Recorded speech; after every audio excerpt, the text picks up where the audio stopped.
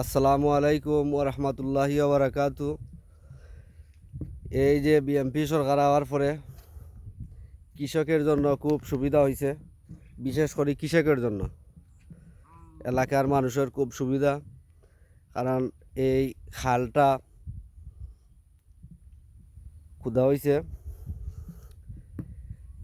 আমি যখন ছোটো আসলাম তখন দেখছিলাম এমনি ছোট্ট একটা খাল, পরে এটা আস্তে আস্তে জমিনে পরিণত হয়ে গেছে, মানুষে ক্ষেতগৃহস্থী করছে।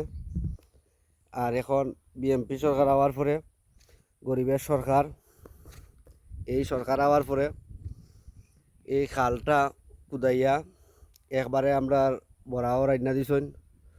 এটার লাগি বিএনপি সরকার দে আমি আমার পক্ষ থেকে বা আমার এলাকার পক্ষ থেকে অনেক অনেক ধন্যবাদ। সবাইকে আসসালামু আলাইকুম, বিদায় নিলাম।